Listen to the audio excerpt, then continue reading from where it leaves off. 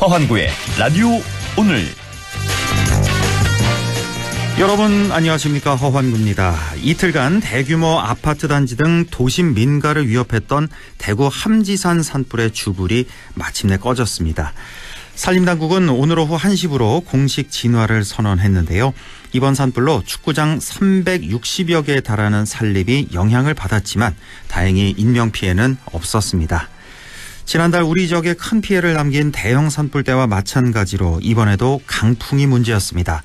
순간 최대 풍속 초속 15m에 이르는 강풍이 산불이 번지는 속도를 더 빠르게 했습니다. 해마다 봄철이면 비슷한 양상의 산불이 발생하고 또 큰 피해를 남기고 있습니다. 이번 대구 산불도 주민 2천여 명이 대피하는 아찔한 상황을 발생하게 했습니다. 산림복구와 정확한 원인 규명, 피해 조사 등 해야 할 일이 많겠습니다만 근본적인 산불 방지 대책을 서둘러 마련해야겠습니다. 안동문화 방송 라디오 오늘 광고 듣고 시작합니다. 신축 브랜드 대단지를 누려보기. 10년 임대로 걱정 없이 살아보기. 다양한 주거 서비스를 모아보기. 파주 금촌 주거의 새로운 본보기. 파주 금촌 금호 어울림. 5월 오픈 예정. 031-957-8005. 금호건설. 공공지원 민간임대주택. 웰메이드 가지요. 멋진 옷이 필요할 때 웰메이드 가지요. 잘 만든 옷, 잘 만든 옷, 언제나 우리 곁에 웰메이드 가지요. 국민의 옷집 웰메이드. 웰메이드에서 만나요. 다음은 KGM 소식입니다. 최근 출시된 토레스 하이브리드. 전기차에 가까운 주행 모드로 전기차냐 하이브리드냐 말이 많다고 합니다. 듀얼테크 하이브리드의 뛰어난 도심 연비. 결론은 하이브리드, 성능은 전기차입니다. 실구매가 3,100만 원대부터 토레스 하이브리드 KGM. 네, 대선 35일 전입니다. 4월 29일 화요일 라디오 오늘입니다. 1부 허승규의 청년생각 함께하고요. 2부 이슈 오늘에서는 산불 피해 국가보훈 대상자에게는 재해 위로금이 지원된다는 소식이네요. 잠시 후 경북 북부 보훈지청의 이홍균 지청장과 함께하겠습니다. 이어서 최유한의 시사 따라잡기 준비되어 있습니다. 라디오 오늘 많은 애청 바랍니다.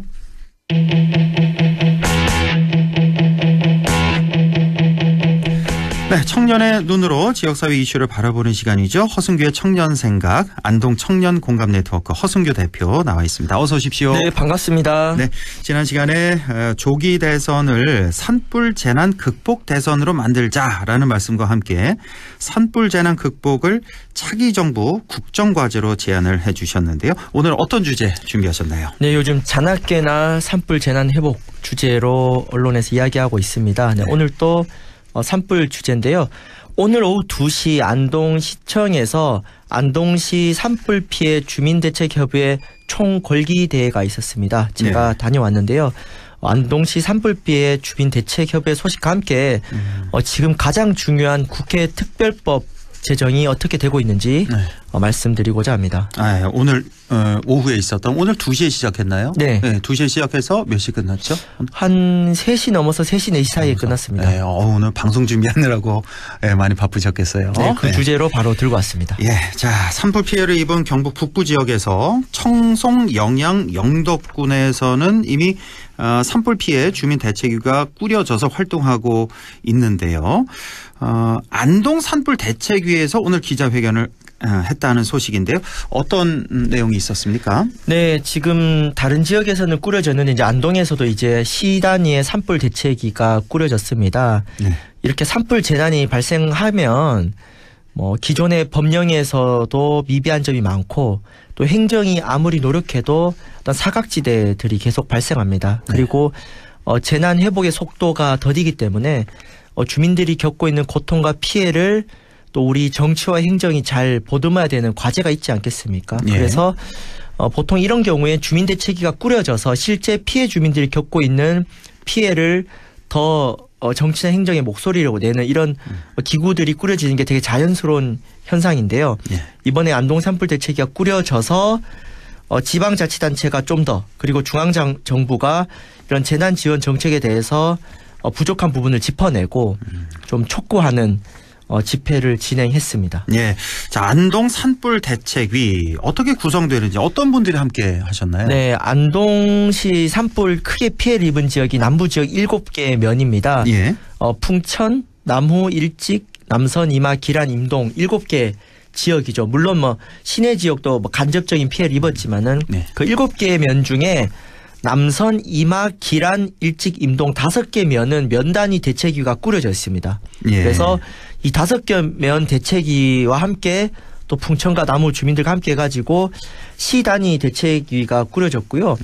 대책위원장을 맡은 분들이나 일하시는 분들이 대부분 실제 농민들, 피해 당사자분들 위주로 꾸려졌고 특히 안동의 농업인 단체들도 많이 결합해서 대책위가 꾸려졌고요. 예. 주민대책위와 별개로 안동시 의회 차원의 또 대책위가 꾸려져서 예. 현재 시행정에 대한 부족한 부분을 짚어내고 더 필요한 부분에 대해서 이야기하는 어떤 기구가 마련되었다고 보시면 됩니다. 예.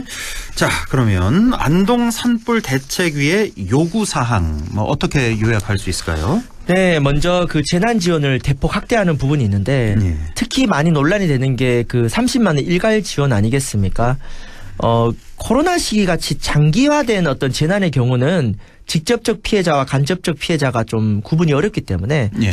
일괄 지원이 효과가 있을 수 있어요. 지역 화폐를 준다든가. 그런데 이번 산불 피해 같은 경우는 직접 피해 당사자와 간접 피해 당사자가 조금 그 구분이 되는 지점이 크기 때문에 예. 30만 원씩 일괄 지원보다는 그걸 모으면은 저희가 지금 피해 안동 같은 경우 피해 세대가 주거만 같은 경우는 한 1,300여 세대가 있거든요. 예. 그래서 모아서 선별 지원했을 때 더 실질적인 혜택을 줄 수 있지 않겠습니까?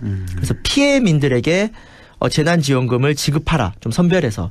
이런 요구들이 있었고 이러한 의견은 실제로 그 피해 당사자 말고 일반 시민들도 그래요. 네. 제 주변에 보면은 왜 30만 원을 주느냐. 그렇죠. 예. 그냥 그분들 더 도와드리면 어떻겠냐. 아니면은 저는 근데 도에서 나오는 돈이니까 안동 시민들 신청해가지고 그냥 성금 내라고 하시는데요.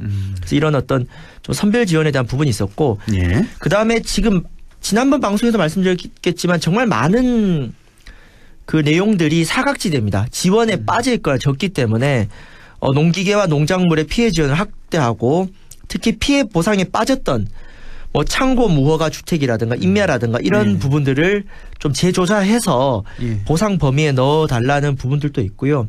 특히 주거의 안정적 대책을 강구하자는 의견이 또 요구사항이 있었습니다. 예. 특히 지금 주택 전소된 당사자에게 이동주택을 임대차로 제공을 하고 있거든요. 1년에서 2년인데 소유권까지 좀 줘야 되는 거 아닌가. 어차피 임시주택인데. 네. 그리고 좀 피해 주민이 원하는 위치에 설치하라 이런 요구안도 있었는데요. 저도 그런 생각이 들더라고요. 그래서 지난주에 임미애 의원하고 인터뷰할 때도 이거를 뭐 1년, 2년 무상 임대 이거보다는 그 이후에도 계속 좀 사용할 수 있도록 소유권을 좀 인정해주는 그걸 좀 건의를 했었거든요. 그래서 저는 소유권 아니면 최소한 장기 임대가 필요한 게요. 그렇죠. 예. 제가 요즘 읽고 있는 책이 강원도 산불 피해에 대해서 그 강원일보 기자가 쓴 책이 있습니다. 네. 산불은 마을을 어떻게 바꿨나라고 정말 우리 그 안동 시민들에게 추천하는 책인데 거기 보면요. 저 참 반성했어요. 강원도 산불에 대해서 제가 참 몰랐구나. 아, 예. 임시주택에 살고 있는 분들이 지금 아예 그냥 영구적으로 살고 있습니다. 왜냐하면은 1, 2년이 지나도 회복이 안 되잖아요. 그럼요. 그럼 그분들 1년, 2년 안에 나가라 할 수가 없는 거예요. 예. 그러니까 군청에서도 너무 상식적으로 이분들을 내쫓을 수가 없기 때문에 그 열악한 임시주택에서 그냥 계속 살고 있는 분들이 굉장히 많습니다. 그렇습니다. 예. 이게 지금 현실이라는 거죠. 그렇다면은 1, 2년으로 주민들을 마음을 쪼리게 하는 것이 아니라 그렇죠. 예산과 여력이 되기 때문에 예. 장기 임대라든지 아니면은 저 필요하다면 소유권 이양을 해서 뭐 그 정도 예산은 저희 투입할 수 있다고 봅니다. 하여튼 이런 어떤 전반적인 지원 대책에 대해서 각성하고 특히 또 국회 특별법 빠른 제정을 촉구하는 그런 내용들이 오늘 안동시청 집회에서 네. 있었습니다. 뭐 어제도 관련 인터뷰를 또 했었는데 사실 주택 전소 피해를 입은 분들 그러니까 보통 한 2천만 원 안팎 평균이 그 정도 받고 있고 아무리 주택 그 평수가 커도 3,600만 원이 맥시멈이라고 해서 그 돈 갖고는 새로 집을 지을 수가 없거든요. 아, 그렇죠. 그래서 또 피해자들 대부분이 또 고령인 분들이 또 많지 않습니까? 그래서 1, 2년 무상임대가 아니라 10년, 20년 무상임대 쪽으로 그런 쪽으로 좀 생각을 좀 해줬으면 좋겠습니다. 자, 선별 집중 지원 또 보상 사각지대 재난 지원 확대 등등 여러 가지 요구사항 정리를 해 주셨고 자, 그럼 이런 안동 산불 대책의 활동 어떻게 보시는지요? 전 이게 되게 필요한 활동이 드디어 시작됐다라고 생각을 하고 여기에 좀 많은 시민들이 힘을 보태야 된다고 생각합니다. 사실 그 안동시가 아무리 열심히 해도 지방자치단체만이 할 수 있는 일들이 한계가 있기 때문에 안동시도 중앙정부의 특별법 제정이라든가 여러 가지 국고 지원을 요청한 상태예요. 근데 이것을 시행정만 요구해서 안 되는 거거든요. 오히려 이렇게 지역사회에서 주민들이 더 목소리 내고 행정에 대해서 쓴소리를 했던 게 중앙정부에게 올라가면은 안동시 행정 입장에서도 더 좋은 일이에요. 그럼요. 그러니까 안동시 행정에서 지금 이런 어떤 주민들의 집회에 대해서 불편할 것만이 아니라 오히려 행정이 못하는 부분을 채워준다는 느낌으로 함께 간다고 생각을 해야 돼요. 그럼요. 당연하죠. 그래서 이번에 그 주민대책위에서 안동시에게 요청한 것이 바로 주민공청회입니다. 주민공청회를 요청했다. 시와 주민들이 이렇게 열린 공간에서 그동안의 피해 조사 내용 공개라든가 여러 가지 요구안에 대해서 얘기한 자리들이 있는데 이런 자리들을 하면 공무원들 당연히 불편해요. 정치인들 불편하겠죠. 그런데 이런 자리를 우리 활용을 해가지고 중앙정부라든가 지역 정치권에 오히려 더 목소리 내는 계기로 삼아야 되고요. 그리고 이런 국가적 재난의 경우에는 아무리 기존의 법령 행정체계가 잘 갖춰져도 사각지대가 생길 수밖에 없고 여기서 가장 큰 전문가는 누구냐? 피해 주민 당사자입니다. 그렇죠. 주민들이 가장 큰 피해 전문가이기 때문에 이런 여러 가지 행정에서 포착하지 않는 부분들을 이야기하는 대책위 활동은 굉장히 중요하다 생각이 들어서 이 대책위 활동에 시민들도 힘을 실어 주셔야 되고 언론에서도 많은 보도를 해 주면 좋습니다. 자, 지금 국회에서도 특별법을 좀 만들고 있습니다. 어제도 전해드렸던 것 같은데 민주당에서 2건, 국민의힘에서 2건 특별법 발의했다는 소식도 전해드렸거든요. 지금 상황이 어떻게 되고 있습니까? 네, 어제 방송에도 나왔겠듯이 국민의힘에서는 이만희 박형수 의원이 제출한 게 있고 민주당에서는 임미애 의원과 김태선 의원이 발의한 게 있는데 지금 계류 상태입니다. 이게 빨리 지금 논의가 돼야 되고요. 내용들 살펴보면은 내용들 비슷한 부분이 있습니다. 피해 보상 현실화가 많고요. 특히 아까 말씀드렸듯이 사회재난의 경우에는 주거 지원이 2천에서 3천 몇백 정도니까 1, 2억 지었으면 택도 없지 않습니까? 그래서 이만희 의원실 법안에도 주택복구비에 대해서 국고부담률을 70% 이상으로 하는 부분이 있고 임미애 의원실 법안 같은 경우는 주택뿐만 아니라 어쨌든 전반적인 피해에 대해서 국고부담률 70%로 하자는 게 있어요. 그러면은 예를 들어 주택이 내가 1억 5천을 들였다 했을 때 70%면은 1억이 넘어가지 않습니까? 그러니까 현재 3천 얼마에 비하면 확실히 늘어나는 거잖아요. 그렇습니다. 그러면 안동시라든가 경북도가 성금 모아서 이렇게 얹어주는 것보다는 부담이 줄어들기 때문에 사실 특별법 규정이 굉장히 중요합니다. 그런데 지금 이 특별법이 계류 상태에 있기 때문에 이것이 빨리 국회 상임위로 갈 수 있도록 그리고 여당 야당이 올린 안들 중에 좋은 것들을 합쳐야 되거든요. 그러니까 여야가 지금 싸울 때가 아니라 이 당연하죠. 특별법 통과에 있어서는 빨리 합의할 수 있도록 지역 정치권을 압박해야 되는 상황이고요. 그래서 오늘도 얘기 나왔어요. 안동시청에서 데모를 하지 말고 국회를 가야 되지 않겠냐. 국회 직접 가서. 그럼 지역구 국회의원 사무실 또 있고 지금 5개 시군 합쳐가지고 서울에 여의도에 국민의힘 당사라든가 그러면 지금 김문수 한동훈 둘 중에 한 명 후보 될 거 아니에요? 민주당은 더불어민주당 이재명 대표 당사 가서 요구해야 되지 않겠느냐라는 의견들이 나왔기 때문에 이번에 국회 특별법 통과가 돼야 되고 최소한 대선 주자 공약으로 나와야 되거든요. 그래서 제가 안동 MBC에 좀 제안 드리는 게 이제 아마 김문수 한동훈 둘 중에 한 명 대선 주자 되면 경북에 오겠죠. 이재명 대표 고향 안동에 올 거 아닙니까? 그러면 안동 MBC에서 보도국에서 대선 주자 대담을 잡으면 보통 할 거예요. 그때 꼭 질문에 산불 재난 극복에 대해서 기자님이 질문도 하시고 특별법 통과와 대선 주자 공약을 넣으면 아마 뭐 이재명 대표나 뭐 국민의힘 누가 될지 모르겠지만은 후보도 뭐 긍정적인 얘기를 하지 않겠습니까? 그런 그렇죠. 부분들을 자꾸 환기시키는 것을 지금 대선 국면에 지역의 정치권들이 단합을 해서 예. 해야 됩니다. 예, 그렇습니다. 예, 당연히 질문을 해야 될 내용이고, 그럼 박형수 의원, 임미애 의원이 좀 주도적으로 이 특별법 신경을 좀 더 많이 써줬으면 좋겠네요. 지역구가 또 있으니까. 그러면 국회 특별법 내용 담고 있는 거 그냥 넘어가도 될까요? 네네. 그거 넘어가고 예, 그러면. 국회 특별법 외에도 지금 또 하나 요거는 짚어야 되는 게 예. 지금 안동시에서 이런 재난지원급이라든가 농기계 구입비라든가 이런 것들을 많이 하면은 이것이 현재의 법령 안에서는 현금성 복지 경비로 돼가지고 국가에서 내려오는 지방교부세 페널티를 받게 돼 있어요. 뭐 그런 게 있어요, 또. 그러니까 이게 현금성 복지를 많이 하게 되면 규제를 하거든요. 근데 이거는 지금 특수한 상황이기 때문에 보통 교부세 페널티 면제하는 것을 안동시가 지금 정부에 건의를 했습니다. 그래요. 그러니까 재난 지원을 많이 해주면 이거 교부세를 덜 받게 되는 이런 말도 안 되는 상황이에요. 그러니까 이런 부분에 있어서 지역구 국회의원들이 지금 행정안전부라든가 정부기관 면담해가지고 이거는 빨리 예외 적용을 해야 되는 거죠. 이것을 특별법으로 풀든가 아니면은 뭐 행정 그렇죠. 명령으로 풀어가든지 해야 되는데 뭐 지금 뭐 권한대행님 대선 출마한다 이러다 분위기다 보니까 어쨌든 뭐 전국 사안과 별도로 지역 정치권에서 이 부분은 꼭 짚어야 된다. 이거 지원 많이 해줬다가 불이익 받아서 되겠습니까? 그럼요. 안 되죠. 예. 자, 그러면 지역사회에서 어떻게 해야 될지 특별법 제정을 위해서 이것과 함께 또 끝으로 마무리 말씀도 같이 좀 전해주시죠. 네. 이번에 제가 주민대책위원회 갔다 와서 느낀 점은 정말로 지금 필요한 게 정치의 역할입니다. 원래 정치라는 것은 행정은 여러분 보수적입니다. 소극적이고. 규정대로 하기 때문에 안 되는 게 많아요. 그럼 행정이 상식적으로 불합리하게 갈 때 요것을 바로 잡아주는 게 국민이 뽑아준 선출직들이 권력을 활용하는 바로 정치의 영역입니다. 그래서 지금 우리가 산불 재난 회복에 가장 중요한 역할을 해야 되는 게 정치권이고 여기서는 초당파적으로 가야 된다. 민주당이든 국민의힘이든 가리지 않고 우리 지역에 도움이 되는 활용을 해야 됩니다. 그래서 지금 더불어민주당 같은 경우는 유력 대선 주자 이재명 대표가 후보로 선출됐기 때문에 민주당을 싫어하시더라도 이재명 대표라든가 임미애 의원 활용해가지고 지금 차기의 집권 유력한 쪽에서 이 산불 재난 극복에 대해서 우리가 요청해야 되는 것이고 지금 김영동 국회의원이 밀고 있는 한동훈 후보가 최종 경선에 갔거든요.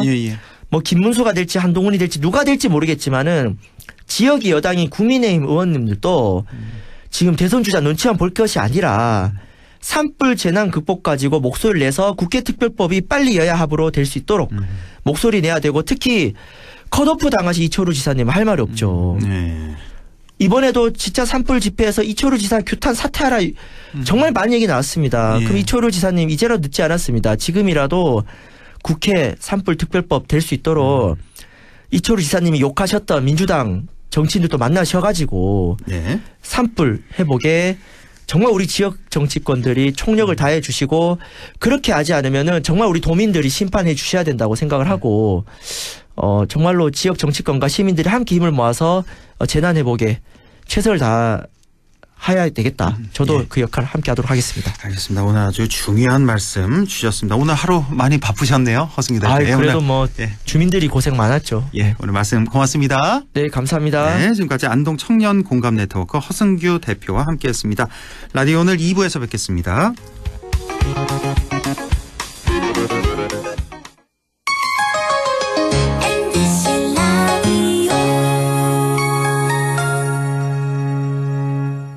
경상북도 지정 우수 축산물 브랜드 특허받은 햄프돼지 햄프한우 햇선 무항생제 인증 햄프돼지 프리미엄급 햄프한우를 저렴하게 맛보세요. 대형 주차장과 70명 단체석까지 경북도청 신도시 햄프돼지 햄프한우타운 5월 7일 오픈 054-653-6000번. 오늘도 안전하게 음주운전 예방수칙 알려드립니다. 첫 번째, 술자리가 예정된 경우 미리 귀가 방법을 정하고 차는 가져가지 않는 것이 안전합니다. 두 번째, 음주 후 자전거나 전동 킥보드를 이용하는 것도 음주운전 처벌 대상에 포함됩니다. 세 번째, 과음을 한 다음 날에는 대중교통을 이용해 주세요. 숙취 음주운전 역시 처벌 대상입니다. 네 번째, 음주운전을 방조하는 경우에도 3년 이하의 징역형 또는 1,000만 원 이하의 벌금형에 처해질 수 있습니다. 적극적으로 말려주세요. 위험한 음주운전 미리 예방하여 소중한 생명을 지켜주세요.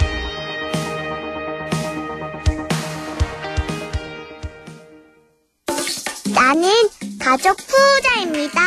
얼마나 부자냐면요. 우리 집에 와서 나를 챙겨주는 돌보미 이모도 있고요. 아빠가 육아휴직할 때 회사를 지켜주는 삼촌들도 있어요. 때마다 예방주사 놔주는 간호사 오빠.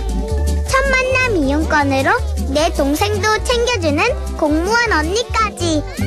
우리 가족 진짜 많죠? 여러분도 올해는 꼭 가족 부자 되세요. 다 같이 키우고 다 같이 행복하게. 공익광고협의회.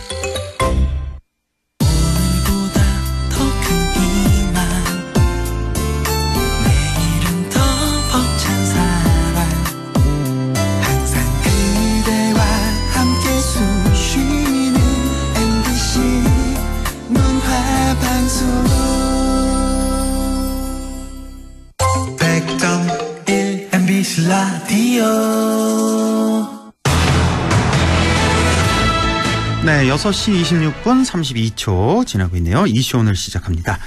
우리 지역 지난 대형 산불로 피해가 어마어마했습니다. 산불로 인한 피해를 입은 분들 중에는 많은 수의 국가보훈 대상자도 있으실 텐데요. 이분들에게는 재해 위로금이 지원된다고 하네요.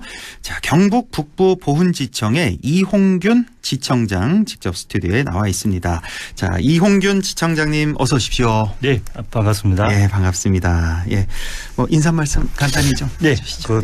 경북 북부 보훈지청장 이홍균입니다. 먼저 뜻하지 않게 우리 지역에 재앙과도 같은 대규모 산불이 발생해 유명을 달리하신 분들도 계시고 살던 집이 불타 이재민이 되신 분들도 많이 계십니다. 그 충격으로 이 트라우마에 시달리는 분들도 계실 텐데 다시금 산불과 관련된 이야기를 하게 되어 좀 송구한 심정이기도 합니다. 예.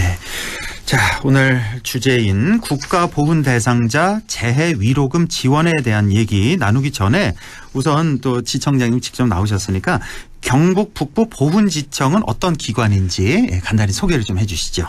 네, 경북 북부 보훈지청은 중앙행정기관인 국가보훈부 소속 기관으로 안동, 의성, 청송, 영양 등 경북 북부 8개 시군에 계시는 약 1만 2천여 명의 보훈 가족분들께 보상 지원, 복지 지원 등을 해드리고 있습니다. 예.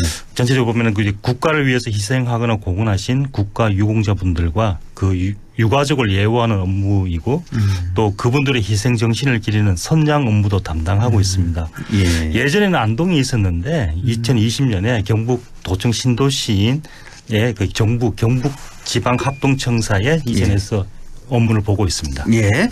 자, 국가 유공자와 그 유족을 예우하고 기리는 선양 업무, 그리고 1만 2천여 명의 보훈 가족에 대한 보상 복지 지원을 위해서 이제 노력하는 그런 기관이다는 말씀이시죠? 네, 네, 맞습니다. 그리고 기존의 보상 복지 외에도 모두의 보훈 아너스 클럽과 드림 기부 프로젝트를 통해 일상 속 살아있는 보호문화 조성에도 주력하고 있습니다. 아, 그 아너스 클럽 저희가 알고 있는 그 아너스 클럽이 아니라 혹시 보훈부에 있는 아너스 클럽인가요? 별도의 아너스 클럽으로 작년에 한 63분 모셔가지고 지금 전국적으로 하고 있습니다. 여기도 혹시 1억 이상 기부한 분들 클럽인가요? 그까지는 아니고요. 좀 저명인사들을 모셔가지고 우리 일상 속으로 살아있는 보훈처럼 그분들이 평소에도 이제 보훈 업무에 대해서 그 홍보하고 할 수 있는 분들을 모셔서 하고 있는 그 내용입니다. 예.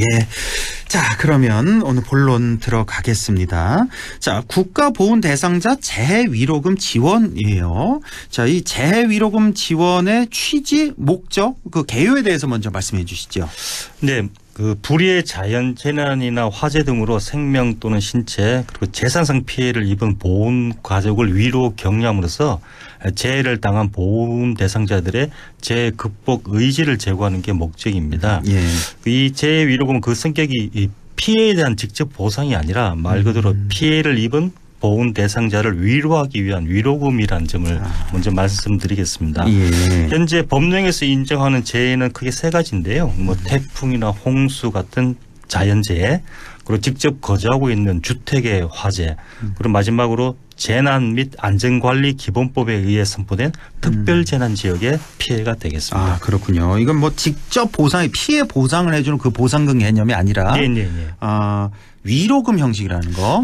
예. 그래서 좀 송구스럽습니다. 저희가 지원해 주는 게 주택도 500만 원이 최다이기 때문에 괜히 이제 드린다고 했다가 유공자들께서 뭐 이것 가지고 이것밖에 안 됐냐 그런 말씀하실 때 좀 송구스럽긴 한데 이게 제도 취지 자체가 피해 보상이 아니라 우리 유공자분들한테 이제 위로 격려 차원의 위로금이라는 거를 좀 이해해 주셨으면 고맙겠습니다. 제 생각에는 500만 원 그렇게 적은 돈은 아니라는 생각이 들고 이제 그 피해자들 입장에서는 아이고 내 집이 다 불탔는데 이거 국가나 지자체에서 나와서 주는 건지 알고 착각을 하실 거 아니에요. 보상금이 500만 원밖에 안 나와? 그래서 아마 그런 말씀 하셨을 것 같은데요. 네. 보상금과 별도로 또 위로금을 또 이렇게 전달을 해주고 계십니다. 뭐 세 가지 재해 기준 말씀 주셨는데 그 세 번째일 것 같네요. 그러니까 특별 재난 지역으로 이번에 이제 선포가 됐기 때문에 그래서 이제 이번에 이제 지원금을 받으실 수 있다. 뭐 이렇게 보면 되겠죠. 네, 맞습니다. 이번 산불로 피해를 입은 안동, 의성, 청송, 영양, 영덕 지역 보훈 대상자 중에 또 재외 1호금 지급 규정에 따른 유공자 및 선순위 유족이 재외 1호금 지원을 받으실 수가 있습니다. 아, 그 대상이 국가 유공자 본인 그리고 선순위 유족이군요. 선순위 유족이라면 조금 더 이제 유족분들한테 뭐 대표적인 그 배우자 그 자녀들 중에서도 그 선순위라고 해서 자녀까지는 한 분만 좀 혜택을 드리고 있습니다. 저희 보상금 지급 같은 경우에도 그래서 만약에 이제 그 유공자들은 돌아가셨고 이제 배우자가 살고 계신데 그 집이 전파됐다. 그럴 경우에는 대상이 될 수가 있을 겁니다. 그리고 자녀분 중에서는 선순위 한 분, 뭐 쉽게 말해서 장남 뭐 이런 식으로 그게 또 대상자가 된다. 장남뿐만이 아니고 이제 선순위 같은 경우에도 좀 약간 이제 복잡한 뭐 그게 있는데 유족들끼리도. 그게 또 순위 변경 같은 경우가 저희들한테 좀 아주 실무적으로 좀 까다로운 업무 중에 하나입니다. 유공자 본인이 피해를 봤다 그러면 당연히 이제 지급되는 거고 유공자가 만약에 돌아가셨는데 배우자나 선순위 유가족 일단 보상금을 받고 있는 분이라면은 그게 좀 헷갈리시면은 그냥 그 저희한테 신청 전화 주시면은 저희가 알아서 해드리겠습니다. 이따가 전화번호는 또 안내를 해드리겠습니다. 자, 산불에 의한 피해 여러 가지가 있겠습니다만 어떤 피해가 보훈 대상자 재해 위로금 지원 대상에 해당하는 피해인지 또 지급액은 얼마인지 조금 더 구체적으로 설명해 주신다면요. 네, 크게 세 가지인데요. 첫 번째 인명 피해로 이제 사망, 실종, 부상이 해당됩니다. 이 보훈 대상자가 사망하거나 실종된 경우에는 500만 원, 14일 이상 입원 치료가 필요한 부상의 경우 30만 원이 지원됩니다. 두 번째는 주택 피해입니다. 거주하고 있는 주택이 전파한 경우에는 500만 원, 반파된 경우는 250만 원이 지원됩니다. 마지막으로 기타 재산 피해가 있습니다. 이 경작하는 농경지나 농림축산수산물 및 그 재배 등 경영에 필요한 시설, 장비 또는 가재 도구 등의 피해인데 이 피해액이 1,000만 원을 초과하는 경우 재외 1호금은 50만 원이고 피해액이 50만 원 초과 1,000만 원 이하인 경우에는 30만 원이 지급됩니다. 아, 그렇군요. 인명 피해 최대 500만 원, 주택 피해도 최대 500만 원까지 이렇게 지급이 된다. 기타 재산 피해 지원금도 있다는 말씀이시고요. 자, 보훈청 외에 지자체나 다른 기관으로부터 이미 뭐 재난지원금이라든지 뭐 피해 보상금을 받은 경우에 그런 분은 또 제외가 되는 건지 아니면 함께 받을 수 있는 건지. 네, 앞서 말씀드렸습니다만 보훈 대상자 제외 1호금은 피해에 대한 직접 보상이 아니라 보훈 가족을 위로 격려하기 위한 용도이기 때문에 이중 수혜 문제는 없습니다. 따라서 지자체나 다른 기관에서 피해 보상을 받았더라도 보훈부 제외 1호금을 받는 데는 전혀 문제되지 않습니다. 알겠습니다. 자, 그러면 경북 북부 보훈지청에 현재까지 접수된 보훈 대상자 피해 현황은 어느 정도입니까? 저희 관내 지역인 안동, 청송, 의성, 영양 지역의 피해 현황을 말씀드리겠습니다.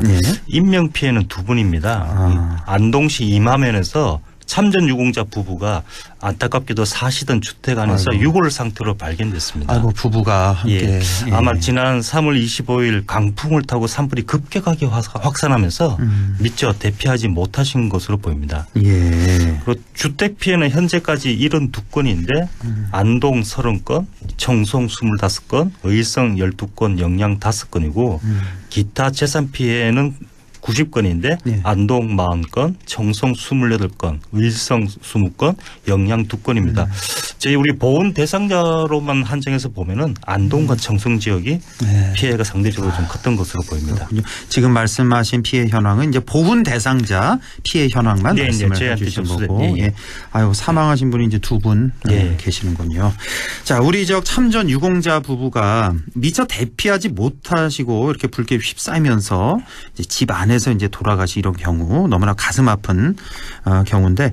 이 돌아가신 참전 유공자분에 대해서는 재해 위로금 지급 같은 이런 사후 조치가 이미 좀 있었습니까? 네, 지난 4월 3일 그 안동의 모 장례식장에서 이제 공기창 안동시장님과 김학홍 경북행정부지사님, 예. 김종설 대구지방보훈청장님 등이 참석하신 가운데 이 참전 유공자분을 위해 엄숙한 분위기에서 관포식을 진행했습니다. 예. 이 관포식은 대형 태극기로 관을 덮어서 나라를 위해 희생 공헌하신 고인의 애국 충정을 기억하고 명예에 대한 예를 표하기 위한 의식 행사입니다. 아, 우리가 왜 TV에서 많이 본 그걸 예, 이제 예. 관포식이라고 하는 거군요. 관에 이제 태극기를 든다는 거고. 예. 이 참전 유공자들한테 해드리는 행사입니다. 예. 이날 이제 광포식 행사와 이제 개별 조문을 마치고 재외 위로금을 전달하면서 이제 유족분들을 위로해 드렸고요. 예. 그리고 유해는 다음 날인 4월 4일 국립묘지인 영천호국원에 안장해 드렸습니다. 영천으로 모셨군요. 자, 유공자의 마지막 가시는 길을 경상북도와 안동시 그리고 경북 북부 보훈지청이 이렇게 정성을 다해서 보내드렸습니다. 너무나 잘하신 것 같고요. 앞으로도 이런 건 좀 더욱더 활성화돼야겠다는 그런 생각도 드네요.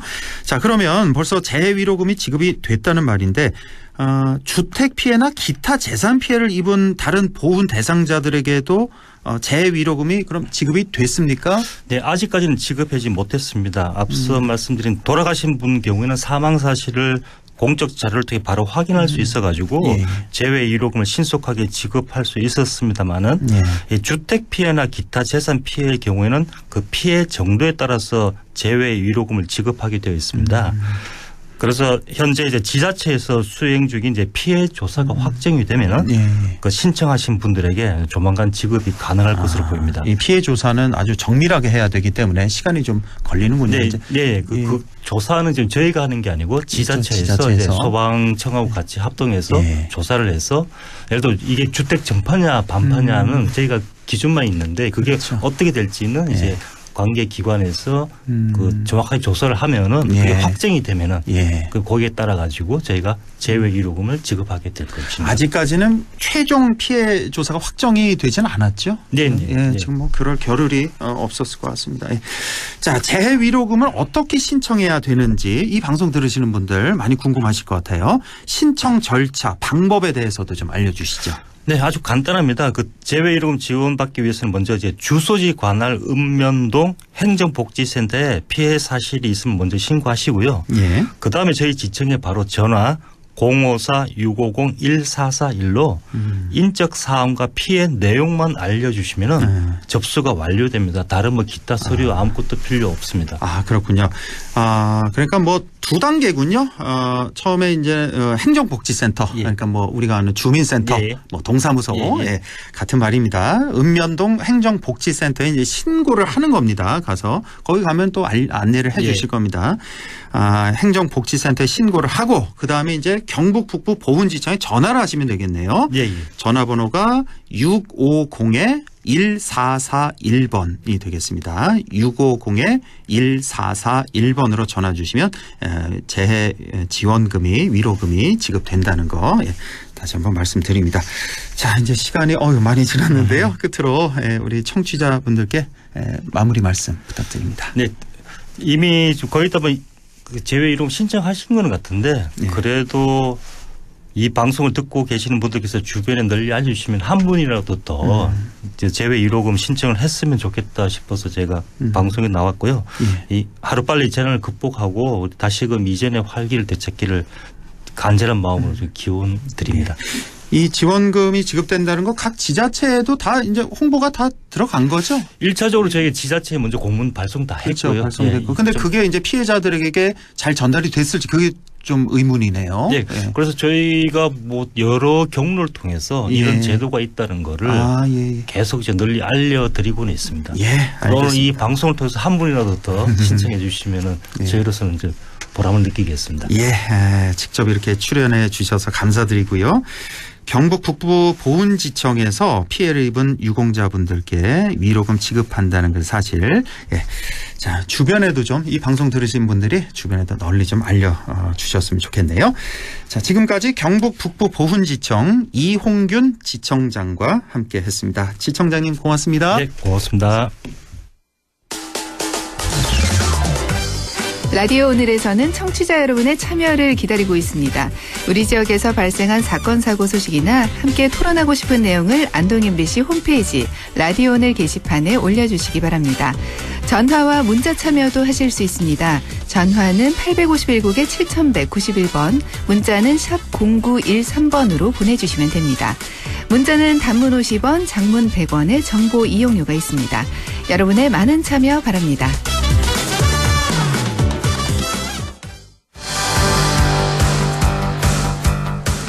네, 최유한의 시사 따라잡기 오늘 조금 늦었네요. 바로 시작합니다. 오늘 층간소음 얘기를 좀 해보겠습니다. 최유한 시사평론가 연결돼 있습니다. 안녕하십니까? 예, 반갑습니다. 최유한입니다. 예, 서울 봉천동에서 벌어진 충격적인 사건, 이게 지난주에 있었잖아요. 이제 간략하게 정리를 좀 해주시죠. 일단 지난 21일 아침 8시 17분쯤 서울 관악구 봉천동의 한 21층 아파트에서 60대 남자가 화재를 냈는데, 이게 이제 농약 분무기 살포기를 화염방사기 삼아서 4층에서 범죄를 저질렀어요.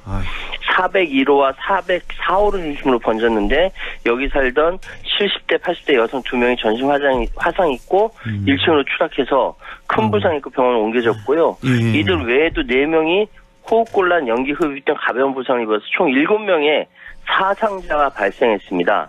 그런데 이번 화재는 이 60대 남성이 벌였는데, 이 아파트 방화 전에 한 10여 분 전에 1.5km가량 떨어진 근처 빌라에서 방화를 시도했다. 정확히 얘기하면 화염 방사기처럼 이 살포기를 예행 연습을 했다는 거죠. 그러니까 뭐 이렇게 좀 시험해보는 그런 CCTV 그렇죠. 잡혔잖아요. 예. 예행 연습을 했는데 거기 불이 탔어요. 아이고. 그러고 나서 와서 방화를 한 겁니다. 예. 4층 복도에 불탄 시신 한 구가 발견됐는데 바로 이 방화범으로 추정되는 사람. 그러니까 빌라에서 시험 방화 후 오토바이를 타고 아파트로 이동해서 4층에서 범행을 저질렀다. 예, 아파트 주차장에는 기름통이 실린 오토바이가 발견되기도 했습니다. 그 방화범이 이제 사망했다. 네. 그렇죠. 사망자가 한 명이었습니다. 자, 이렇게 쭉 알려주셨는데, 문제는 범행 동기인데 이 엄청난 사건의 이유가 층간소음이었다고요. 이 사망한 이 A씨가 작년 11월까지 본인이 불을 지른 아파트 3층에 살고 있었어요. 아, 작년 11월까지요? 예, 작년 최근에 11월까지. 같이 산 게 아니라? 아니라. 작년 11월까지 3층에 살다가 이사를 갔고 바로 위층인 401호 주민과 층간소음 문제로 갈등을 빚었었다고 합니다. 예. 또 9월에는 9월에 401호 주민 가족과 쌍방폭행으로 경찰이 출동까지 했었대요. 예. 처벌 불원 의사를 밝혀서 일단 형사처벌은 되지 않았는데, 근데 이 A씨가 정신적으로 좀 불안한 상태였다고 합니다. 예. 이웃들이 얘기하기를 막 여기저기 다니면서 막 욕하고 막 그랬대요. 그러니까 이제 층간소음 문제로 앙심을 품고 몇 달이 지난 후에 다시 치밀한 예행 연습을 한 후에 본격적 범행을 벌였다. 그러니까 지금은 이제 어머니와 단둘이서 다세대 주택에서 살았다는데 이제 유서와 현금 5만 원이 발견됐다 이런 보도가 나오더라고요. 그러니까 이사를 작년 11월에 나가고 그러니까 5개월 후에 이제 범행을 저질렀잖아요. 그렇죠. 그러니까 5달이나 지나서 이제 그 어떤 감정이 좀 누그러졌을 것도 같은데 양심을 계속 갖고 있었던 거예요. 예, 충격적이네요. 사실 우리 사회에서 끊임없이 벌어지는 갈등이 바로 이 층간소음 문제입니다. 특히나 이제 자녀분들 좀 많이 있는 2명, 3명 있는 분들은 아마 다들 겪으셨을 겁니다. 똑같이 가해자도 됐다가 피해자도 됐다가 예, 이건 다 경험을 해보셨을 텐데 그동안에 이 사건 말고도 굉장히 이런 사건이 많았죠. 층간소음 사건이. 제가 이제 아이가 셋이거든요. 예. 네.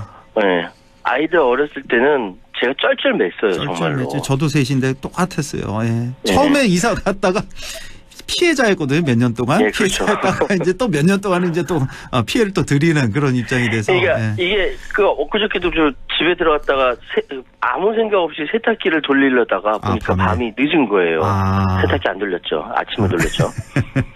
이게 우리나라에서 층간소음이 사회적 문제로 이렇게 되기 시작한 것이 기억나실런지 모르겠는데 2013년 면목동 층간소음 살인 사건이 있었습니다. 면목동에서. 서울에서 면목동에 층간소음 살인 사건이 있었는데 설 연휴 기간이었던 2013년 2월 9일 날 면목동의 한 아파트에서 윗집에 층간소음에 화가 난 김아무개 씨가 명절을 맞아 그때 그 명절이었거든요. 명절을 맞아서 부모를 뵈러 온 30대 형제 2명을 흉기로 찔러 살해를 했어요. 더군다나 명절에 사람이 모여서 평소보다 더 북적거렸는데 아랫집에 살던 사람이 올라와서 불러내서 아파트 화단에서 흉기로 찌르고 달아난 겁니다. 아니 여기는 60대 노부부만이 살던 집이었으면 평소에는 층간소음이 없었을 것 같은데. 없을 수는 있는데. 근데 그날 이렇게 시끄럽다고 이렇게 범행을 저질렀나 모르겠네요.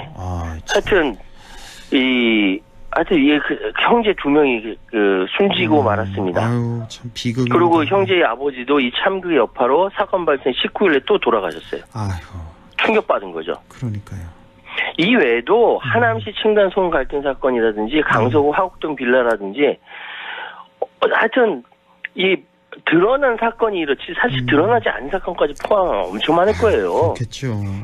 2010년대까지만 해도 예민해서 벌어진 문제라고 간주하던 이 층간소음 관련된 강력범죄가 최근 몇 년 동안 급격하게 증가했습니다. 그래서 이 경제정의실천시민연합에 따르면 층간소음 관련 살인폭력 등 5대 강력범죄가 2016년에 11건이었는데 이거 신고한 거죠. 11건에서 2021년에 110건으로 10배나 증가했다. 그러니까 지금은 더 증가하지 않았을 거라는 생각이 듭니다. 실제로는 이거 몇백 배, 몇천 배 될 겁니다. 아마 그럴 겁니다. 자, 뭐 이렇게 워낙 사건이 충격적이다 보니까 그러니까 처음에 좀 지을 때 좀 잘 짓자. 그러니까 시공사 책임을 좀 강화하자. 이런 특별법 제정 목소리도 많이 나온다고요. 맞습니다. 지금 경실련에서 지난 22일 국회에서 층간소음 관련된 특별법 제정 촉구 성명을 발표했거든요. 그러니까 공동주거지 아파트에서 신축할 때 층간소음을 전수조사에서 의무화해야 된다. 그리고 층간소음 기준 초과 시 벌칙을 강화해야 되고 층간소음 표시제 도입을 해야 된다라고 합니다. 그러니까 아파트를 맨 처음 만들 때 모든 세대를 대상으로 전수조사해서 시공사가 신축 공동 주거시설에 대한 바닥 충격음 측정을 이행하지 않거나 실측체가 기준치를 초과했을 경우 지자체는 승인권자는 준공검사 불허해야 된다. 준공검사 불허로 인해서 입주 예정자가 예정일에 입주 못하면은 이거 경제손실 시공사가 부담해야 된다. 라는 것이죠. 그렇죠. 이런 목소리가 많다. 그래서 아예 지을 때 기술적인 어떤 개선해야 된다. 그러니까 건축비가 좀 더 들더라도 이 층간소음 없도록 이렇게 좀 개선을 해 나가야 된다는 목소리가 많고. 자, 그리고 이 층간소음 문제 사회적, 제도적 접근도 중요하다고 볼 수 있을 텐데요. 이 부분은 어떤 대책이 가능할까요? 일단 몇 가지 있는데요. 일단 첫 번째 분쟁 조정 및 중재 제도를 개선해야 합니다. 이게 지금 분쟁 조정 절차가 신청 과정도 복잡하고 현장 조사까지 수개월 걸립니다. 아유, 그 사이에 사고 수개월. 터지는 거거든요. 그렇죠. 예. 여기에 소음이나 환경 전문가라든지 하여튼 다양한 전문가들이 개입을 해야 돼요. 예. 그리고 두 번째로는 소음 기준이나 규제를 강화해야 합니다.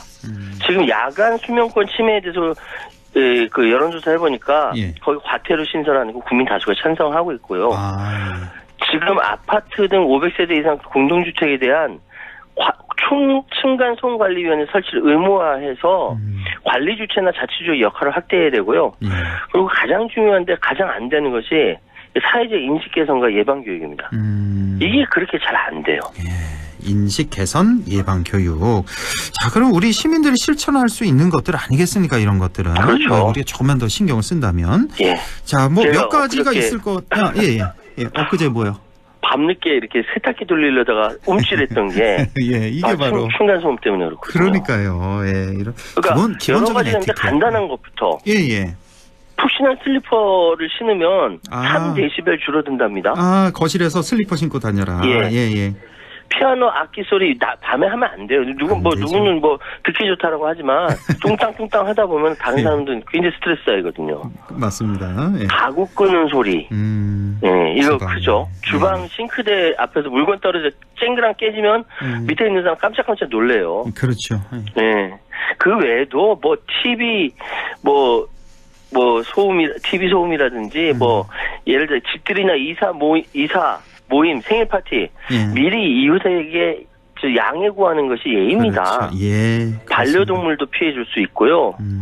하여튼 여러 가지 부분에서 우리가 조금만 생각하면 조심할 수 있거든요. 그렇습니다. 예, 뭐 몇 가지 지적을 해주셨는데 무엇보다 제일 중요한 게 어린 아이들이 있는 집. 여기에 진짜 소음 방지 왜 매트 요즘에 잘 나오잖아요. 또 가격도 저렴하게 많이 나옵니다. 맞습니다. 적어도 거실에서 이제 보통 많이 뛰니까 그래도 아이들 방 정도는 소음 방지 매트 해줘야죠. 이 정도는 해주는 게 진짜 기본적인 예의일 것 같습니다. 예. 자, 층간 소음 예방 차원에서 이제 쭉 말씀 주셨는데 이제 실질적으로 층간 소음이 발생했다. 그러면 어떻게 대처를 하는 게 좋을까요? 일단은 화가 나실 텐데 화난다고 뛰쳐 올라가면 안 됩니다. 절대 안 되고요. 지금 공동주택관리법 20조에 이게 어떻게 해야 된다까지 법적으로 다 나와 있어요. 그 관리 주체가 나서서 해야 된다, 이런 게 있는데 일단 층간소음 스트레스 쌓이지 않습니까? 막 쫓아 올라가는데 그러시면 안 되고 일단 이렇게 한숨 일단 후 하고 내쉬고 그다음 인터넷 검색창에 층간소음 이웃사이센터라고 쳐보세요. 층간소음 이웃사이 센터. 이웃사이 센터. 이웃사이. 너와 나 사이 할 때 이웃사이 센터. 이거를 한번 검색해 보시면 층간소음 갈등 해결 도움을 받을 수 있는 곳이고요. 그리고 전화도 있습니다. 1661-2642. 1661-2642로도 상담 신청을 할 수가 있습니다. 그런데 지금 층간소음이 사회 통념상 이제 참을 수 있는 걸 넘어가 버리면은 이제 나중에 민법으로 넘어갑니다. 경범죄 처벌 이렇게 가는데 이웃 사이 아파트에서 맨날 안녕하세요 반갑습니다 맨날 이렇게 인사하는 사이인데 그렇게 하면 되겠습니까? 일단 근본적으로 서로 배려하는 문화가 가장 중요하다. 이 말씀 일단 드릴게요. 예, 알겠습니다. 자, 제도 개선 여러 가지 좋지만 이웃끼리 우선 배려하는 그런 문화가 가장 중요할 것 같습니다. 오늘 말씀 여기까지 듣죠. 최요한 시사평론가였습니다. 고맙습니다. 예, 감사합니다.